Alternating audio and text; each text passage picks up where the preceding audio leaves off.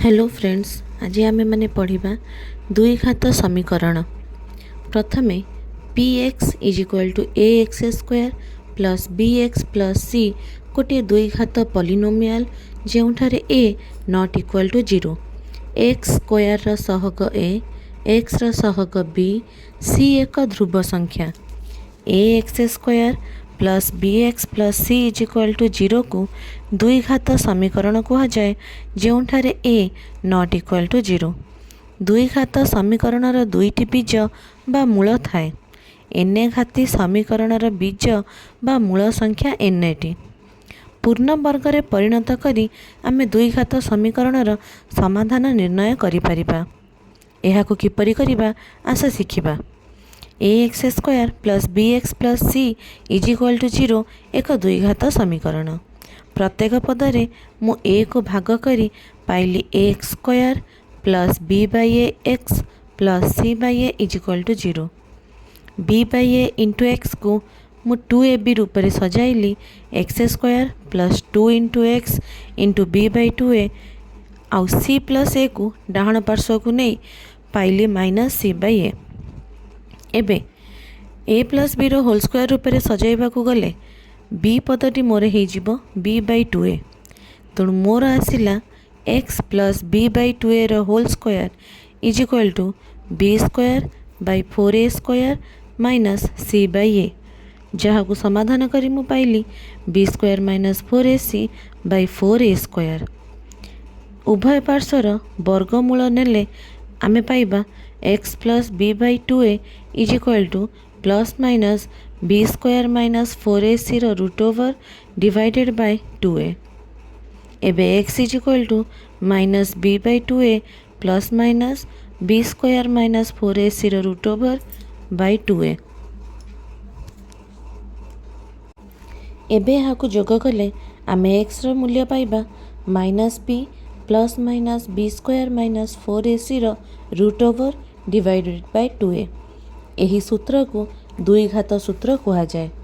एठारे प्रथम मूल आल्फा हेउची minus B plus B square minus 4ac रो रूट ओवर बाय 2a। द्वितीय मूल बीटा हेउची minus B minus B square minus 4ac रो रूट ओवर बाय 2a।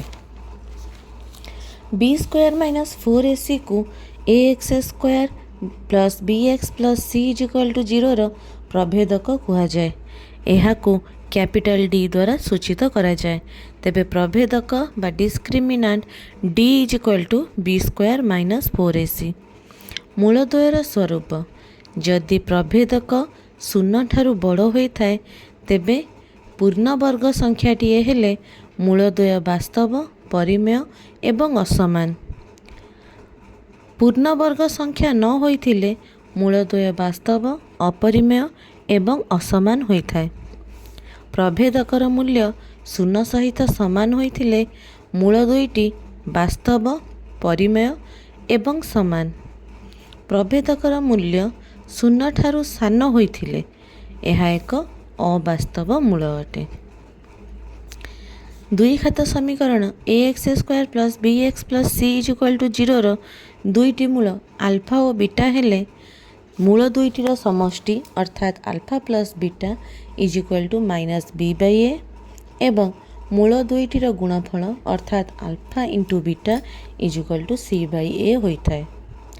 दुई घात समीकरणर गठनर सूत्रटी होची एक्स स्क्वायर माइनस मूल दुईटीर समष्टि इंटू एक्स प्लस मूल दुईटीर गुणफल इज इक्वल टू 0। तेबे समीकरणटी होइजिबो X square minus alpha plus beta whole into X plus alpha into beta is equal to 0। केते गुड़िए ज्ञातव फलाफल अल्फा प्लस बीटार मूल्य आमे जानिले minus B by A, alpha into बीटार मूल्य आमे जानिले C by A. Alpha minus बीटार मूल्य होइजिबो plus minus B square minus 4ac रो root over divided by A. Alpha square plus beta square मूल्य होइजिबो B square minus 2ac by A square. Alpha square minus beta square मूल्य हेबो minus B whole into B square minus 4ac whole root over divided by A square alpha cube plus beta क्यूर मूल्य हो minus B into B square minus 3ac whole root over divided by A cube alpha by beta plus beta by अल्फार मूल्य हो B square minus 2ac by ac एपरी अनेक समीकरण अच्छा जो मानक रूप A X square plus B X plus C is equal to 0 परी केबे भी नुहे मात्र अज्ञात राशि को उपयुक्त भाव में परिवर्तन करी एमानंको दुई घात समीकरण रूप को आनी समाधान करिहेब। दुई घात समीकरणर एतिकी पॉइंट को जदि तुम मैंने भल भाव में मन रखिब तेबे निश्चित एथिरु आसुथिबा प्रश्नर उत्तर को मैट्रिक परीक्षा रे भल भाव में करि परिबो। धन्यवाद।